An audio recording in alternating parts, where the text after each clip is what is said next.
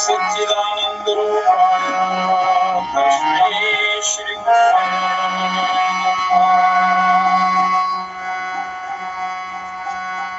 सच्चिदानंद रूपाय श्री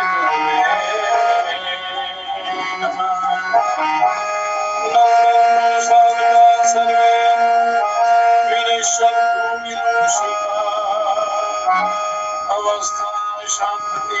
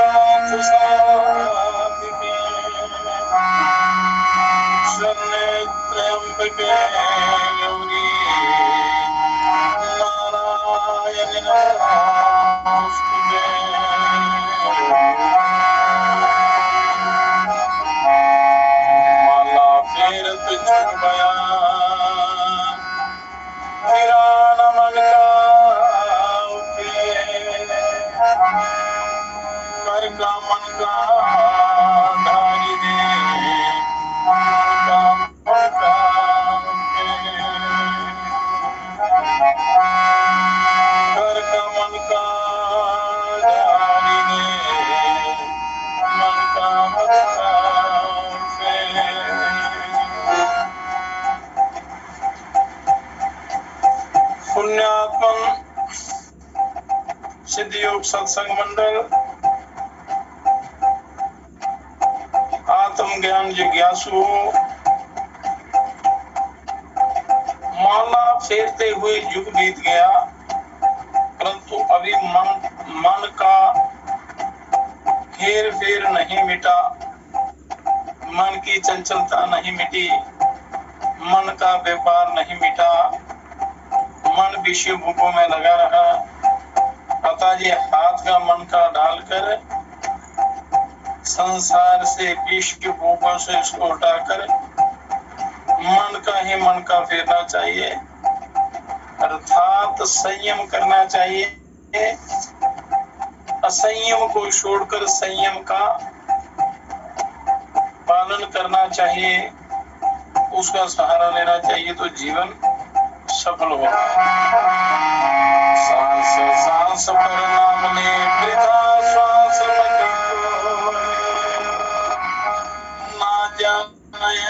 ना जाने इस सांस का पावन होएगा,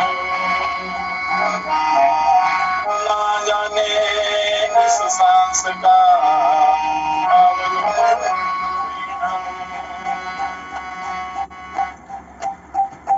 हर श्वास पर अपने अंतर्यामी प्रभु का चिंतन करना चाहिए, उनका ध्यान करना चाहिए। हर श्वास श्वास में हरि चिंतन कर लो। कोई भी सांस व्यर्थ मत खो, व्यर्थ मत जाने दो, क्योंकि सांस का ना जाने पुनः आना हो या ना हो, कोई पता नहीं, कोई भरोसा नहीं। जीवन का क्या विश्वास, ना जाने कब सांस आए ना आए, कब चला जाए, कोई भरोसा नहीं। तो इसलिए एक पल का भी भरोसा ना करते हुए अपने कल्याण का सोचना है, तप करना है।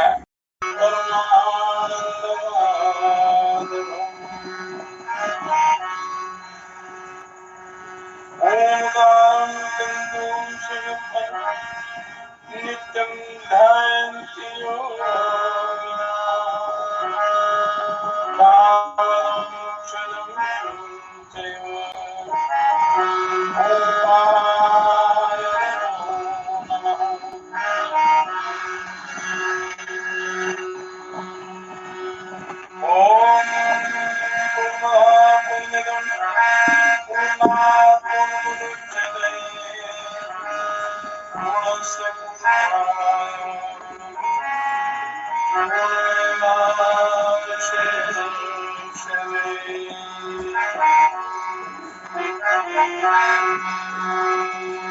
ओम अखंड मंगलाकारं व्याप्तं येन चराचरं तत्पदं दर्शितं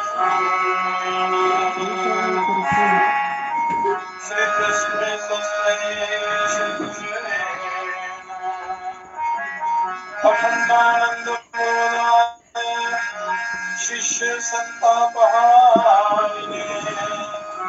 सच्चिदानंद रूपाय तस्मै श्री गुरुवे नमः। प्रणम्य श्रीसादेवं गौरीपुत्रं विनायकं भक्तावासं सुरे नित्यं आयुः कामार्थसिद्धये। ओम सर्वबाधाविनिर्मुक्तं धनधान्यसुतान्विता अनुश्रवणप्रसादेन भविष्यति न संशयः। ओम नमामि यामिनीनाथ लेखालिकृतकुन्तलां भवान्येवं सन्तापं निर्वामं सुगानदे।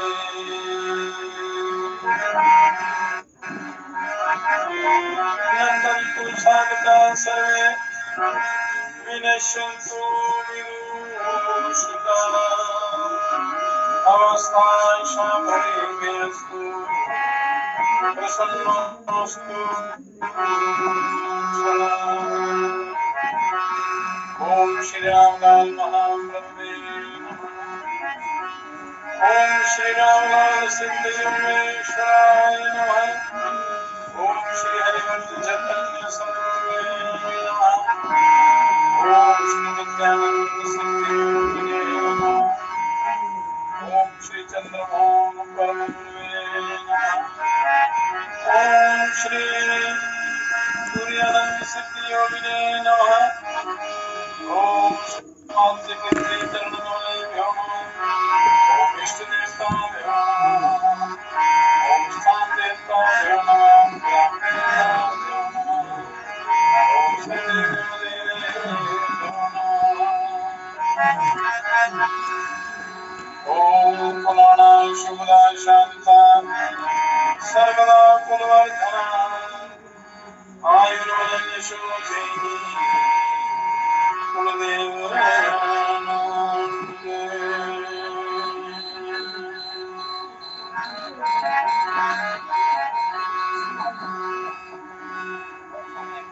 माखी गुण में डरी रही ते पत्थर ही लपटाए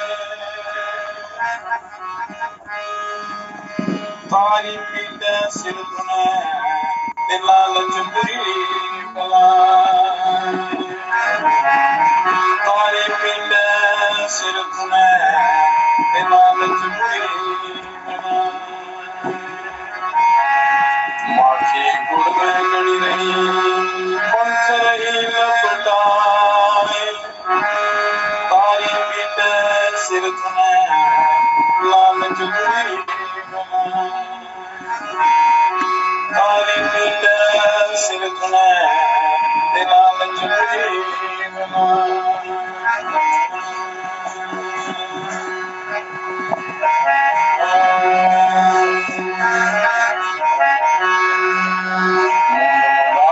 मुक्ति को बेसान को पछताए गोड़ा मुपे योगना दिलों सोच खलाए गोड़ा मुपे योगना दिलों सोच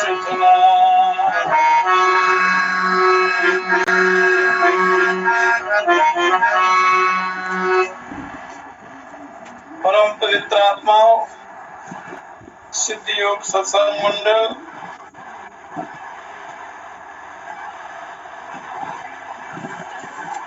माखी गुड़ में गड़ी रहे थे पंखी रही समाए लपटाए तारी पीटा सिर धुना ते लालच बुरी बुलाए। काम क्रोध लोभ ये महान शत्रु हैं इस मनुष्य में। इन्हीं के कारण मनुष्य संसार चक्र में गोते आता रहता है। संसार सागर में आवागमन रूपी चक्र में ये तीनों शत्रु घुमाते रहते हैं, क्योंकि इनका स्वाद बहुत बुरा है। स्वाद के कारण ही मक्खी गुड़ में फंस कर रह गई और उसमें उसके पंख भी लिप गए। अब वह पछताती हुई अपने हाथ रगड़ती तथा सिर पटकती है। सिर भी पटकती है परंतु उससे निकल नहीं पाती। वास्तव में लालच है ही बुरी बला। लालच के कारण माखी गुड़ में चली जाती है पर उसमें फंस जाती है। गीला होने के कारण उसमें वो फंस जाती है, पंख उसमें फंस जाते हैं, बुरी तरह पछताती है, सिर पटकती है पर वो निकल नहीं पाती, मर जाती है उसी में। वो वास्तव में लालच ही बुरी बला है। मनुष्य का भी यही हाल है। काम क्रोध लोभ विषय वासना रूपी गुण में इसको अपना आहार समझकर उसमें ये जाते हैं, इसमें इसे अपना लक्ष्य समझकर इसमें जाते हैं तो फंस जाते हैं, फिर निकल नहीं पाते, तड़पते हैं, दुख भोगते हैं, कष्ट पाते हैं, निकलने की कोशिश करते हैं पर निकल नहीं पाते। तो लालच हमेशा मनुष्य का पतन लालच के कारण ही होता है। लालच बुरी बला है, इसलिए इस लालच को, काम क्रोध लोभ को छोड़ना है। आपको के लिए सिर मुंडवा लिया, साधु बन गए, वस्त्र पहन लिए, परंतु फिर भी मसालेदार साग सब्जी के लिए पश्चाताप कर रहे हैं। मतलब मन भटक रहा है, उसका त्याग नहीं कर पाए। बोले विषय भोगों का, जीवा के स्वादों का त्याग नहीं कर पाए। ऐसे लोगों का मन तो वश में होता नहीं और बस लोगों को दिखावे के लिए योग बिना आसन लगाकर व्यर्थ में अपने घुटनों को दुखाते हैं बिना योग। तो योग की परिभाषा अच्छी प्रकार समझकर सही मायने में मनुष्य को साधना करनी चाहिए, तभी कल्याण होता है। स्वाद के चक्कर में रहे तो शरीर विकारी हो जाएगा, साधना में मन नहीं लगेगा, संसारिक काम भी नहीं होंगे, तो दोनों ओर से मनुष्य जाता है।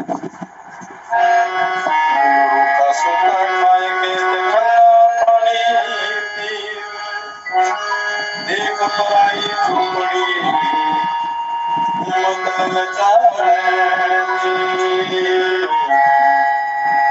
देख बराई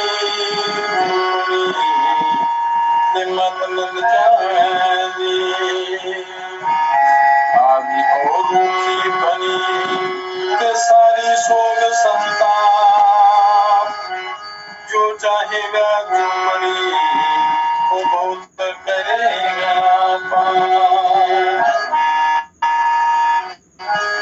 जो चाहेगा तो बहुत करेगा। तो मन जब तक वश में नहीं होता तो मनुष्य का कल्याण नहीं होता। अभ्यास और वैराग्य के द्वारा मनुष्य को अपने मन को वश में करने का यत्न करना चाहिए, क्योंकि ये जन्म बार बार नहीं मिलता। एक बार मिला है तो इसी में अपना जीवन सफल करना है, सफल बनाना है, उस पर ब्रह्म परमात्मा को प्राप्त करना है। अन्यथा 84 के चक्कर में मनुष्य को भटकना पड़ता है आवागमन के चक्कर में, जन्म मृत्यु, कभी इधर कभी उधर, कभी किसी जोनी में कभी किसी जोनी में। कर्मों के अनुसार आपको फल मिलेगा। तो इसलिए सदा सत्य का आचरण करना चाहिए, सत्य का सहारा लेना चाहिए, सत्य पर चलना चाहिए। शुद्ध आहार, शुद्ध आचार, शुद्ध विचार, शुद्ध व्यवहार होना चाहिए। तो परम पवित्र आत्माओं, मनुष्य को हित भुक, रित भुक, मित भुक का सेवन करना चाहिए। तो रित भुक क्या है कि सत्य की कमाई का सेवन करना चाहिए, उसी से बुद्धि पवित्र रहती है और मनुष्य कल्याण का अधिकारी बनता है। इसी जन्म में मनुष्य को अपना कल्याण करना है और परमात्मा ने भी इसीलिए आपको शरीर दिया है, सामर्थ्य दिया है, पूर्ण सामर्थ्यवान बनाकर परमात्मा ने आपको भेजा है। तो फिर यदि हम अपनी सामर्थ्य का दुरुपयोग करेंगे तो बड़ा भारी अनर्थ हो जाएगा, क्योंकि सारी साधन सामग्रियां यही रह जाएंगी, धन दौलत सब कुछ यही रह जाएगा। फल का पता नहीं कि कब प्राण फिर उड़ जाएंगे। तो शरीर के रहते रहते, प्राणों के रहते रहते मनुष्य को अपना कल्याण कर लेना चाहिए, रास्ता साफ बना लेना चाहिए। कहते हैं कि जो मिल गया उस रूखे सूखे को खाकर ठंडा पानी पियो, परंतु किसी और की घी चुपड़ी रोटी को देकर अपने मन को मत ललचाओ, क्योंकि लालच ही पतन का कारण होता है। और काम, क्रोध और लोभ लालच, नरक के 3 बड़े दरवाजे हैं, तो इनसे आपने बचना है। जो अपने पास है उसी में संतुष्ट रहना चाहिए। आदि और सारी सोच संतान, जो चाहेगा झोपड़ी करेगा। अपनी आदि और रूखी सूखी रोटी ही बहुत अच्छी होती है, उसमें मन भी प्रसन्न रहता है, मन परमात्मा में लगता है, साधना में लगता है और कल्याण का रास्ता मिलता है।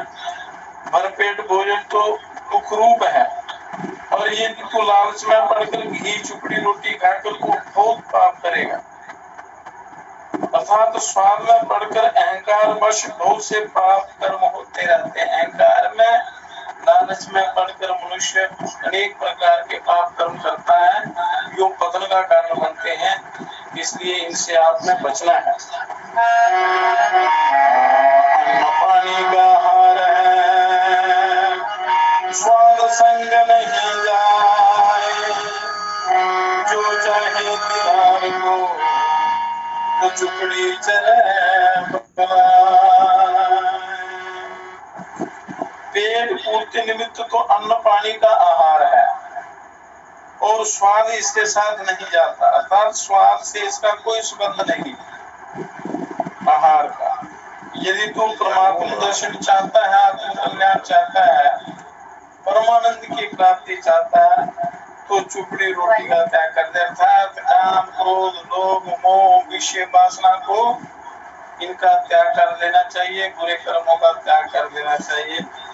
कहते हैं जिव्या कर्म कुशोतरी, जिव्या कर्म कुशोतरी तीनों ग्रह में त्याग, कबीर कहने त्याग के पीछे गए मेरा। जीवा का स्वाद, पाप कर्म, काम, विषय वासना, लूट घसूट, बेईमानी, छल कपट, इन सबको घर में ही त्याग दो। महान संत कहते हैं कि पहले घर में त्याग कर, अंतःकरण पवित्र करके, मन से इनकी आसक्ति हटाकर, फिर इसके पश्चात वैराग्य लेना चाहिए, और तभी सच्चे संत बन सकते हो और अपना कल्याण कर सकते हो। तो गुरुओं की कृपा के बिना उद्धार नहीं होता। तो इसलिए गुरु प्रदत्त शिक्षा पद्धति की विशेषता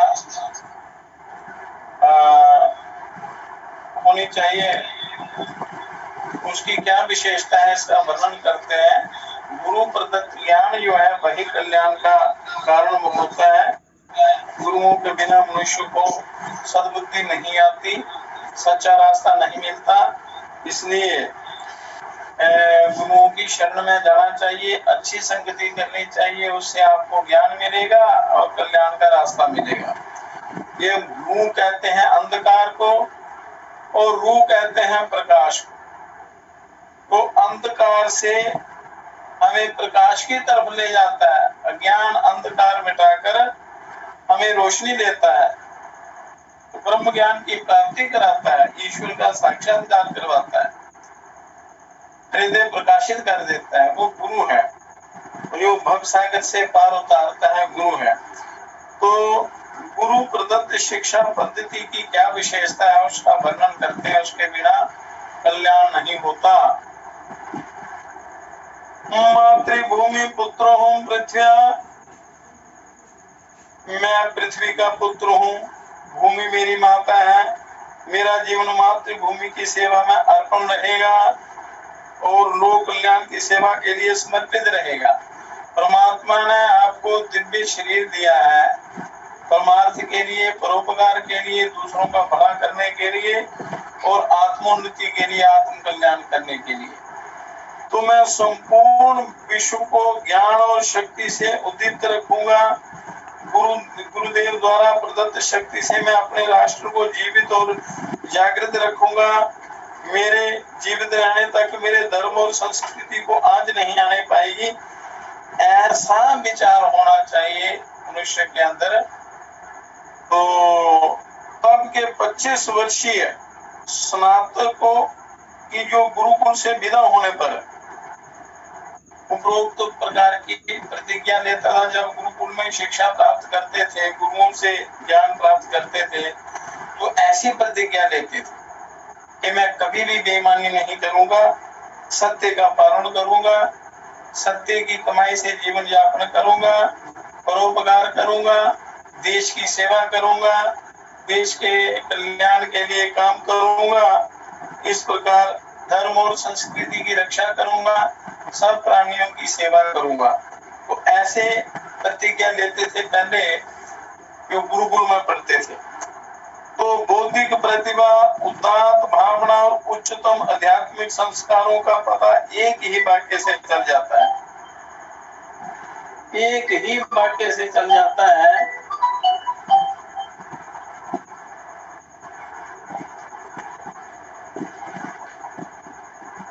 ये विशेषता स्नातकों की अपनी नहीं होती थी। उन्हें गुरुकुल विद्यालयों के वातावरण में इस प्रकार डाला जाता था, जो गुरुओं के पास जो शिक्षा प्राप्त की जाती थी, वहाँ का वातावरण बड़ा पवित्र होता था और वहाँ अच्छे संस्कार दिए जाते थे।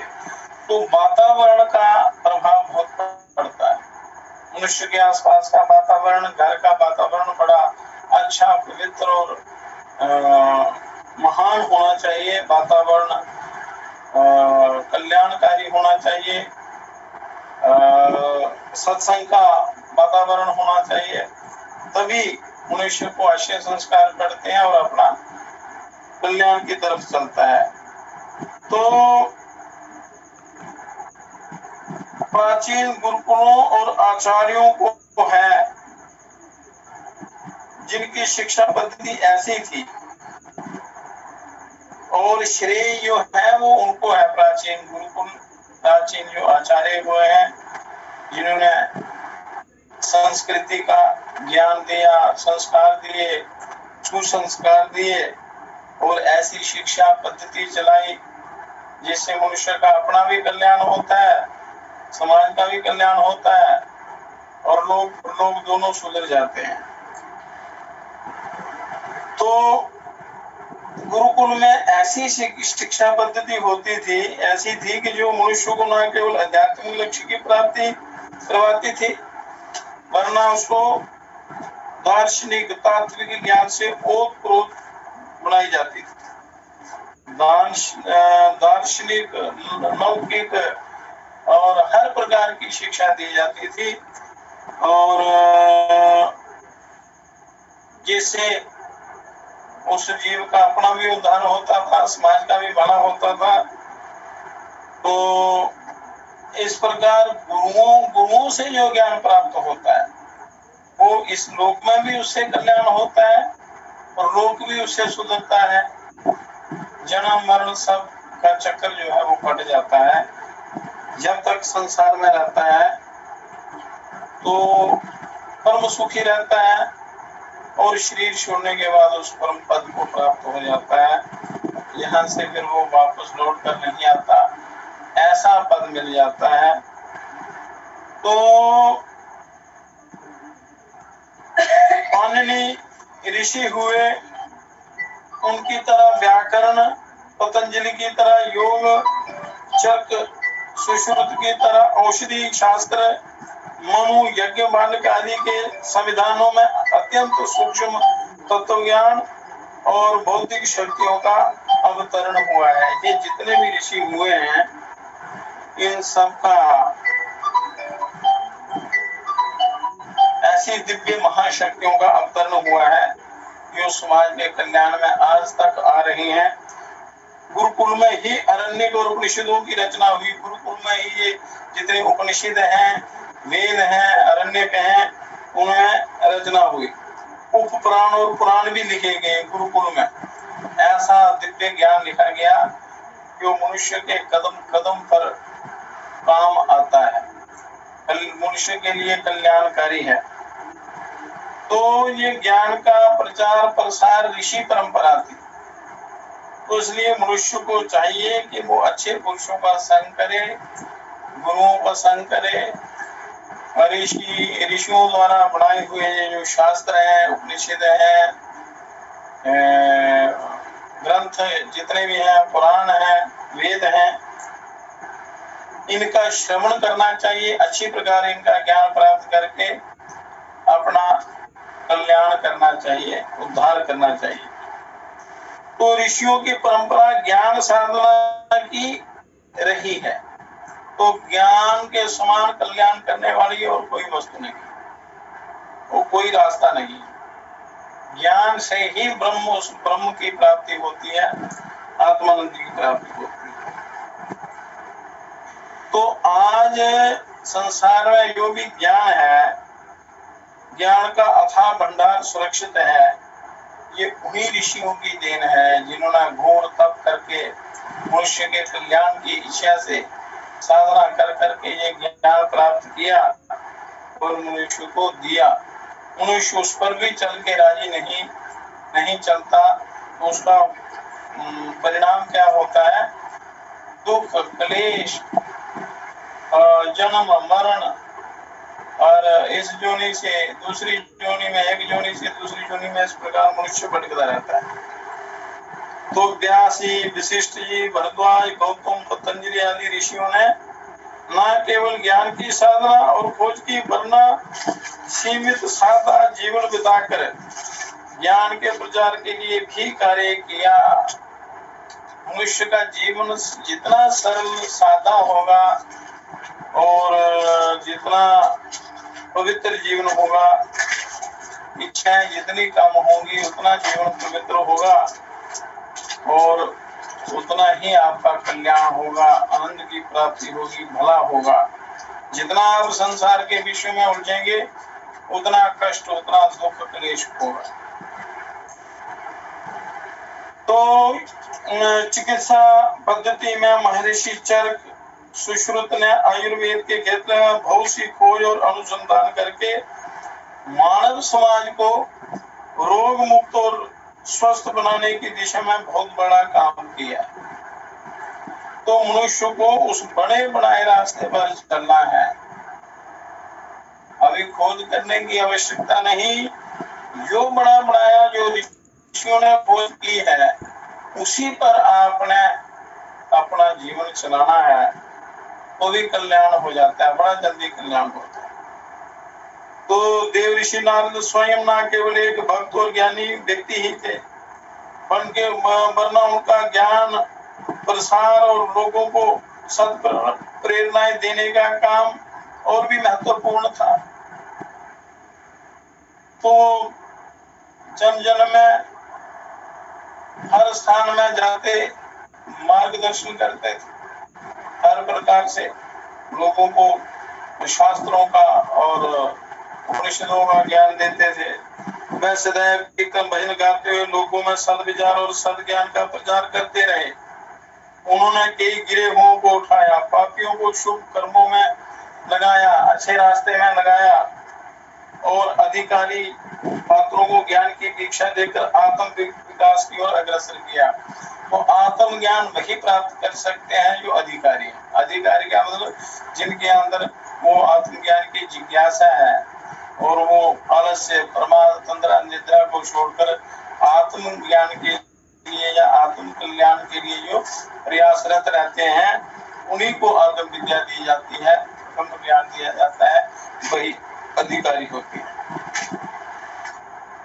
तो इस प्रकार कई ऋषियों ने घोर तप करके मनुष्य के कल्याण के लिए अनेक प्रकार के मार्ग बनाए, अनेक प्रकार की विधियां, युक्तियां, जिन पर चलकर मनुष्य कल्याण को प्राप्त होता है। महर्षि कनाद के बारे में प्रसिद्ध है कि वे खेतों में उपेक्षित छोड़ दिए जाने वाले अन्न के दानों को बीनकर उनसे अपने परिवार का जीवन निर्वाह करते थे। खेतों में जो दाने रह जाते थे फसल काटने के बाद, उनको चुनकर वो अपने जीवन का निर्वाह करते थे और अपना अधिकांश समय ज्ञान साधना में लगाते थे। तो उनका मुख्य लक्ष्य उद्देश्य होता था ज्ञान साधना, आत्म कल्याण, सत्कर्म।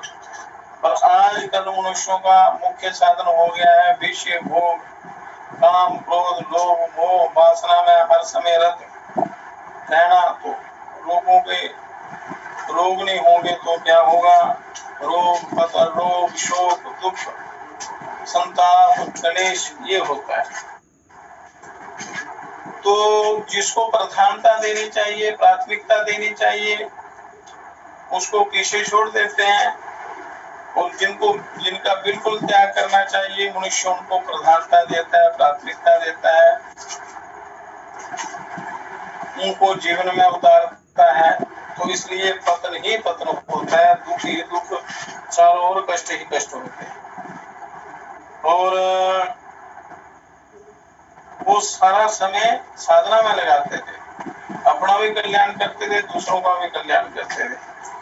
चाहे वह चाहते तो धन अर्जन करके सुखपूर्ण जीवन व्यतीत कर सकते थे, वो भी धन कमा के अपना जीवन सुखी बिता सकते थे, किंतु वह ज्यादा समय अपनी ज्ञानोपासना में लगाना चाहते थे। इसलिए हर मनुष्य को चाहिए तो ज्ञान उपासना में, सत्कर्मों में अपना समय लगाए, अपने कल्याण में समय लगाए, अपनी साधना में समय लगाए, तभी विद्या सफल होगी। तो पहले विचारों को अपना पक्का करना है, पुष्ट करना है, पवित्र बनाना है, उसके बाद उन पर अभ्यास करना है। तो स्वयं ज्ञानवान बनना और दूसरों को ज्ञानवान बनाना उन ऋषियों को संसार में सर्वश्रेष्ठ सत्कार प्रतीत हुआ।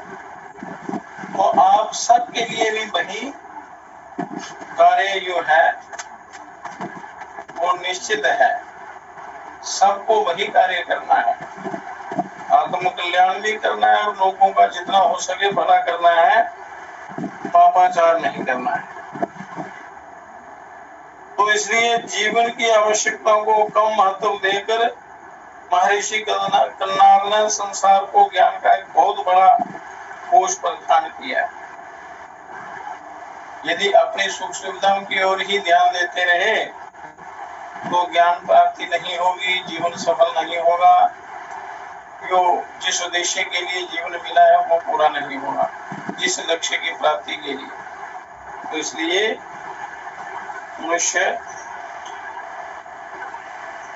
मनुष्य को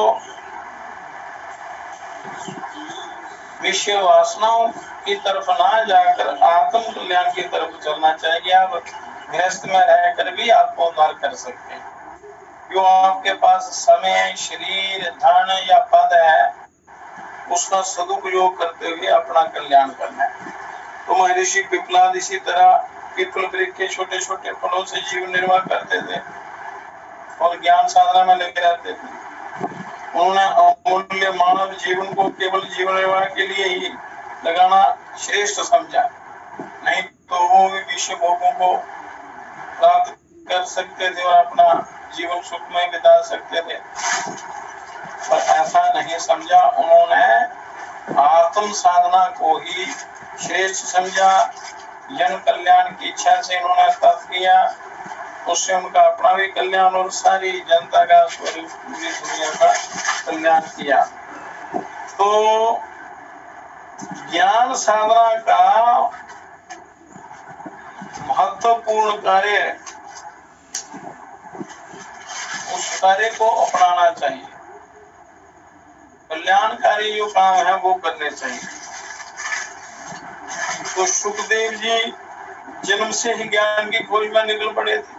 बड़े बड़े ऋषि जिनकी आज पूजा होती है वो ऐसे नहीं होती, उन्होंने साधना की है, तप किया है और लोक कल्याण की भावना से किया है, इसलिए आज भी उनकी पूजा होती है और उन्हीं के ज्ञान पर ये सारा संसार चलता है। तो संसारिक लोगों में नहीं आए, अपना भी कल्याण किया, असंख्य लोगों का कल्याण करके दिव्य ज्ञान छोड़ कर गए। वो ज्ञान इन मनुष्य के काम में आता है। तो महर्षि चाणक्य जी चंद्रगुप्त मौर्य के मंत्री थे, उन्होंने भी दिव्य ज्ञान प्राप्त करके समाज के लिए बहुत कुछ किया। इस प्रकार अष्टावक्र हुए,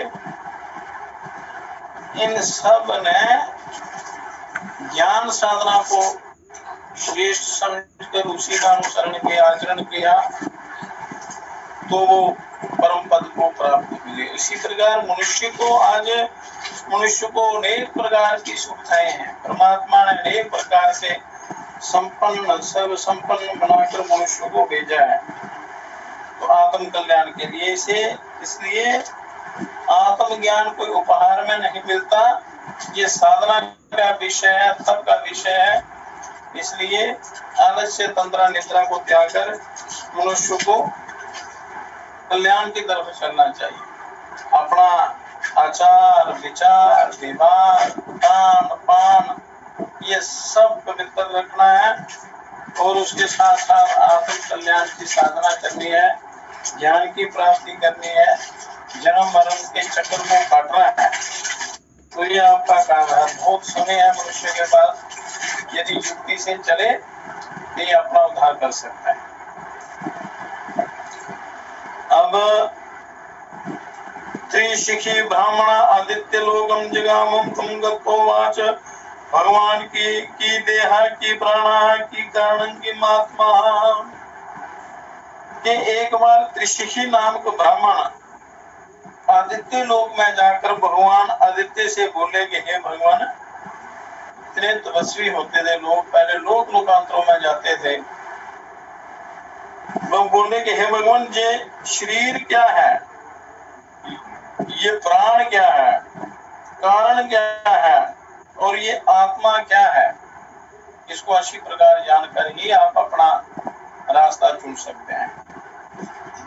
तो साहोवाच सर्वमिदं शिव एव बीजानिह कितु नित्य शुद्धो निरंजनो विवृद्वयानंदा शिवा एका स्वेनं भासेदं सर्वदृष्ट्वा तपातायाः पिंडवदेकं भिन्नं वद भवासतेः तद्भासकं किमिति चेद उच्यते सशब्दं वाच्यं विद्या शबलं ब्रह्मम्।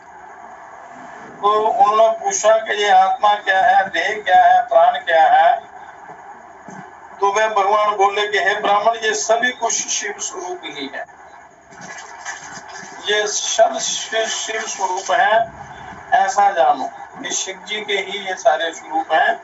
वही नित्य शुद्ध निरंजन विभु अद्वैत और अनंत स्वरूप शिव अपने एक ही दिव्य लोक से सभी को देखने के पश्चात तप्त लोह पिंड के समान एक को अनेक रूपों में प्रकाशित करता है, वही शिव। और यदि ये पूछा जाए कि वह आलोक प्रदाता कौन है, तो ये कहा जाएगा कि सत शब्द का वाच्य अविद्या शबल ब्रह्म अर्थात विश्व ब्रह्मांड में संव्याप्त मायोपाधिक अपर ब्रह्म जो है, अपर ब्रह्म है, वही इसका कारण है। ब्राह्मणों अव्यक्तम, ब्रह्म से अव्यक्त, अव्यक्त से महत, महत से अहंकार, अहंकार से पांचों तन्मात्राएं, पंच तन्मात्राओं से पंच महाभूत, और पंच महाभूतों के द्वारा ही ये संपूर्ण विश्व प्रकट होता है। ये विश्व की रचना कैसे होती है कि वो ब्रह्म से अव्यक्त, और अव्यक्त से महत, महत से अहंकार, अहंकार से पांचों तन्मात्राएं रस रूप गंध शब्द स्पर्श इत्यादि, पंच तन्मात्राओं से पंच महाभूत पृथ्वी जल अग्नि वायु आकाश, ये पंच महाभूत हुए, और पंच महाभूतों के द्वारा ही ये संपूर्ण विश्व का रूप हुआ है। ये देह जो है पंचभूतात्मक है, ये सारा चराचर विश्व जो दिखाई देता है ये सब पांच भूतों से बना हुआ है। और तद अखिलं की मिति, वह अखिल विश्व क्या है? पंचभूतों के विकार द्वारा प्रादुर्भूत विभाग स्वरूप है। भूतों के विकार द्वारा एक ही पिंड के विभाग किस तरह से होते हैं, और उन भिन्न भिन्न भूतों के कार्य और कारण भेद के द्वारा अंश तत्व वाचक वाच्य स्थान भेद विषय देवता कोश भेद आदि के आधार पर विभाग कहे गए हैं। तो अगले इस मंत्र में ये स्पष्ट करते हैं, भेद क्रम स्पष्ट करते हैं।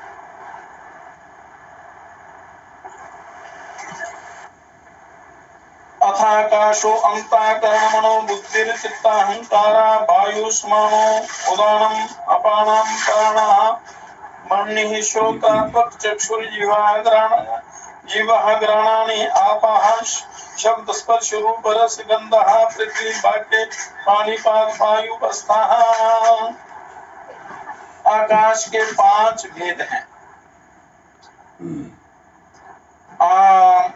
अथाकाशो अंतःकरण, मतलब अंतःकरण मन बुद्धि चित्त और अहंकार, ये आकाश के पांच प्रकार हैं, पांच भेद हैं।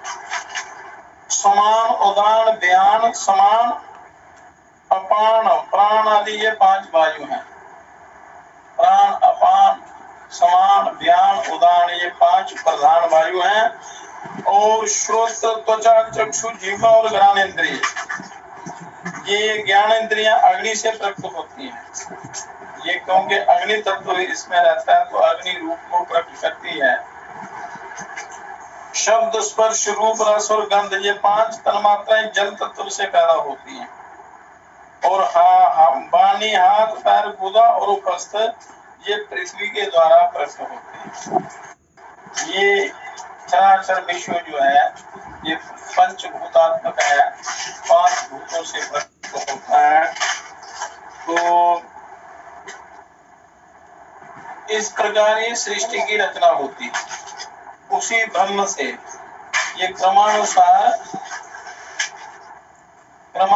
ये पृथ्वी प्रादुर्भूत होती है। ये ब्रह्मांड सारा ज्ञान संकल्प दीक्षानुसंधानाभिमानाः आकाश आकाशाकार्यन्तः करण विषयाः समीकरणोन्नयनं ग्रहण श्रवणो विश्वासः वायुकार्यं प्राणादि विषयाः शब्द स्पर्श रूप रस गंधः अग्नि कार्य ज्ञान इंद्रिय विषयाः आवाश्रिताः वचनाधान गमनम विसर्गानंदः पृथ्वी कार्य कर्मेंद्रिय विषयाः कर्म ज्ञान इंद्रिय विशेषु तन्मात्रा विषया अंतर्भूताः मनो बुद्धिश्चित्त अहंकारौ च अंतर्भूतौ के ज्ञान संकल्प दृढ़ निश्चय अनुसंधान और अभिमान, ये आकाश तत्व के कार्य हैं। ये पृथ्वी जल अग्नि वायु आकाश ये पांच भूतों से बना है, तो इनके भी सूक्ष्म कार्य होते हैं। तो आकाश का क्या काम कार्य है? ज्ञान संकल्प, दृढ़ निश्चय, अनुसंधान और अभिमान, ये आकाश तत्व के कार्य और अंतःकरण के विषय हैं।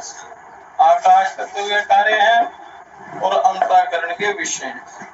समीकरण मतलब संतुलन, उन्नयन, ऊर्ध्व गति देना और ग्रहण करना, श्रवण करना, उच्छ्वास श्वास ग्रहण करना और छोड़ना, और ये सभी वायु तत्व के कार्य हैं, ये वायु द्वारा होते हैं तथा प्राण आदि के विषय कहेंगे। वायु का संबंध प्राण से है। शब्द, स्पर्श, रूप, रस, गंध आदि ये सब अग्नि तत्व के कार्य हैं और ज्ञानेंद्रियों के विषय बतलाए गए हैं। ज्ञानेंद्रियों के विषय हैं और ये सब जल तत्व के आश्रित हैं।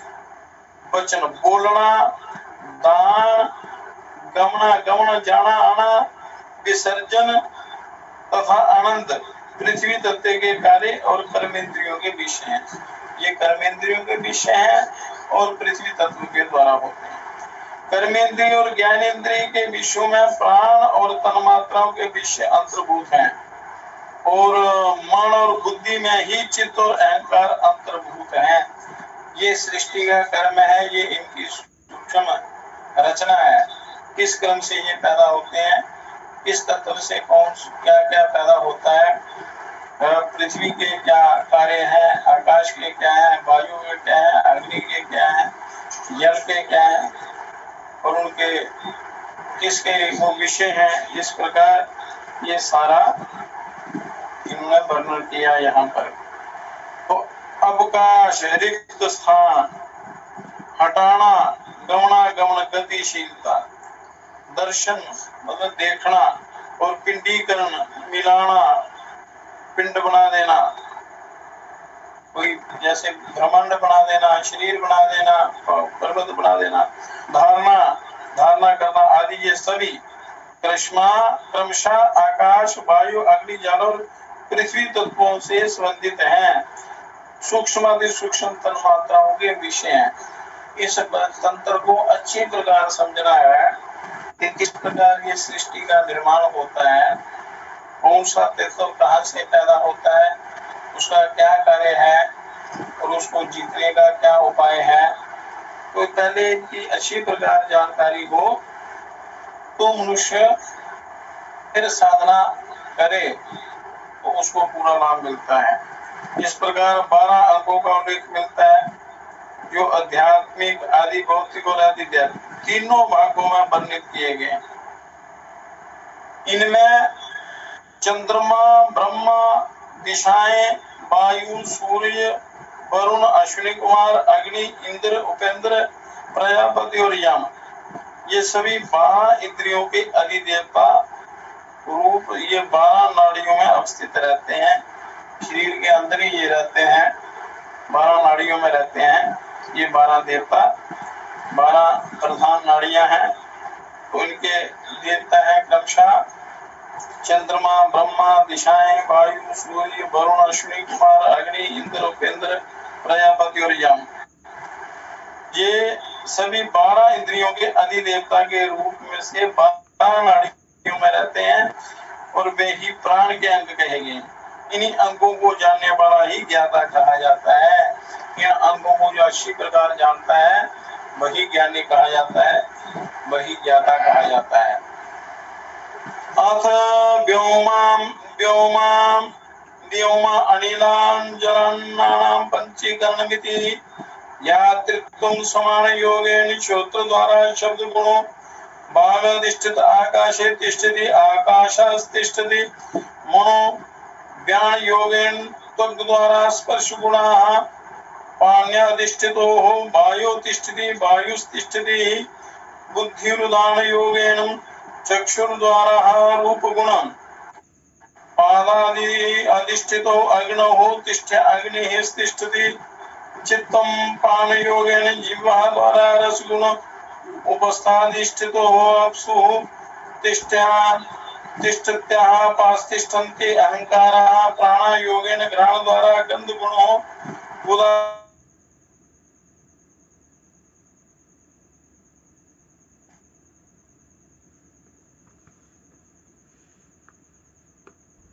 वायु, अग्नि, जल और अन्न का पंचीकरण, मतलब पांचों मूल तत्वों के संयोग से व्यवहारिक पंचभूतों के विकास की प्रक्रिया, मतलब इनका जो इसमें कोई परिवर्तन जो आता है, इनसे आगे जो निर्माण होता है, पांच मूल भूतों के संयोग से व्यवहारिक पंचभूतों के विकास की जो प्रक्रिया प्रकट करते हैं। आकाश ज्ञातृत्व समान वायु के योग से श्रोत्र के द्वारा शब्द रूपी गुण वाणी से के आश्रय से आकाश में अवस्थित है, आकाश में, और आकाश भी उसी में प्रतिष्ठित है। वायु जो है मन, ज्ञान वायु के संयोग से त्वचा के द्वारा स्पर्श गुण हाथ के माध्यम से वायु में अवस्थित है। वायु का गुण स्पर्श है, तो हाथ के माध्यम से वायु में अवस्थित है और वायु भी उसी में विद्यमान है। अग्नि बुद्धि, उदाहरण वायु के योग से नेत्र के द्वारा रूप गुण पैरों के आश्रय से अग्नि में प्रतिष्ठित है तथा अग्नि भी उसी में अवस्थित है। जल चित्त, मतलब अपान वायु के योग से जीवा के द्वारा रस गुण वस्तु के माध्यम से जल में अवस्थित है, जल भी उसी में प्रतिष्ठित है। फिर आगे पृथ्वी, अहंकार प्राण वायु के संयोग से नासिका के द्वारा ज्ञान गुण बुधा के माध्यम से पृथ्वी में अवस्थित है तथा पृथ्वी भी उसी में अवस्थित है, ऐसा जानना चाहिए। ये पंचीकरण है इन पंच महाभूतों का कि कैसे ये सृष्टि का निर्माण होता है, शरीर का कैसे होता है, फिर उसमें कौन कौन से तत्व से क्या क्या कार्य होते हैं शरीर में, जो पंच कर्मेंद्रियों के पंच ज्ञानेंद्रियों के जो भी कार्य होते हैं तो किसके योग से होते हैं, ये सारा वर्णन किया है। तो इसका पुनः आगे विस्तृत वर्णन जो है, इसका सरल करके इसका जो ज्ञान है ये कल बताएंगे।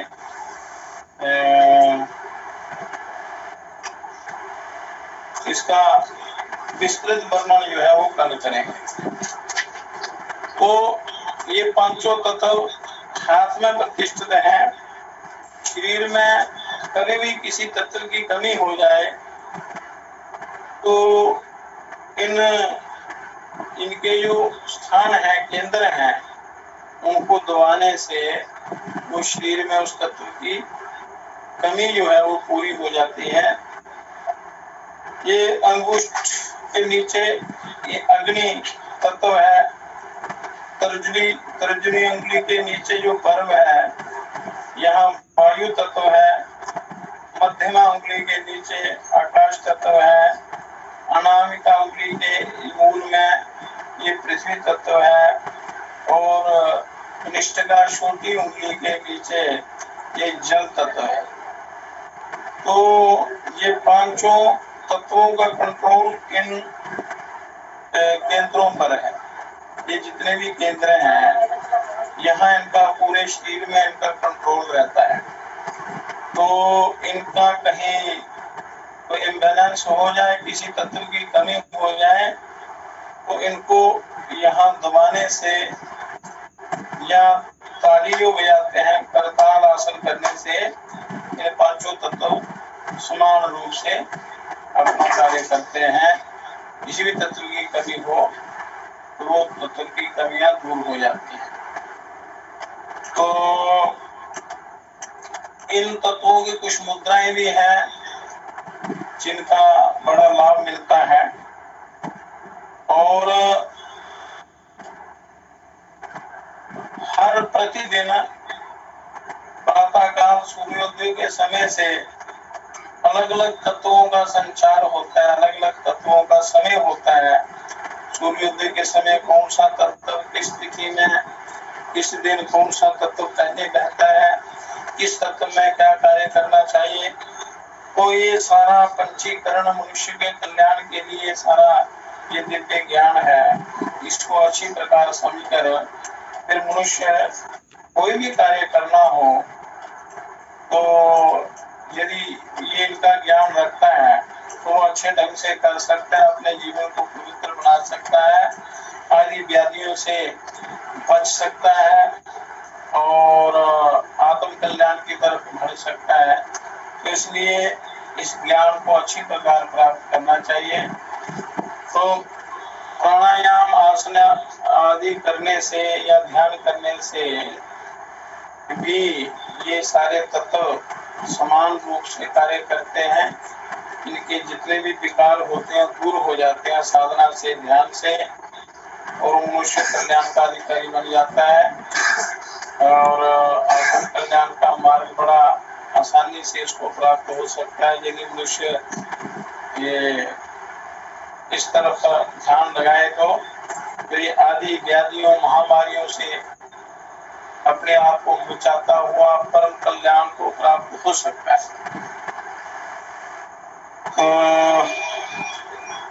तो इस प्रकार मनुष्य को संसारी कर्मों की ओर ध्यान न देकर आत्म कल्याण की तरफ ध्यान देना है, क्योंकि शरीर का कोई भरोसा नहीं, कब प्राण अंधेरू उड़ जाए कोई भरोसा नहीं। तो समय रहते रहते जितना समय मिल जाए वो अपने आत्मोद्धार में, आत्म कल्याण में लगाना है, चाहे वो किसी भी आश्रम में है, गृहस्थ आश्रम में है, वानप्रस्थ में है, संन्यास में है, ब्रह्मचर्य में है। समय का दुरुपयोग नहीं करना, सदुपयोग करना है। सदुपयोग करते हुए अपने जीवन को परमार्थ की तरफ, उस परमेश्वर की तरफ ले जाना है, आत्म कल्याण की तरफ ले जाना है। तो बाकी कथा और योग युक्तियों का वर्णन कल करेंगे। हे परम पिता, हे विश्व पिता, हे राष्ट्र पिता, हे जगदाधार, हे करुणामय दीन दयालो, पूर्ण गुरु हे अपरंपार, हे महेश अब शीघ्र कृपा कर हमें दीजिए योग विचार, मानवता के प्रेरक बनकर नाथ करे सुखमय संसार। हे परम पिता, हे विश्व पिता, हे राष्ट्र पिता, हे जगदाधार, हे राष्ट्र पिता, हे जगदाधार।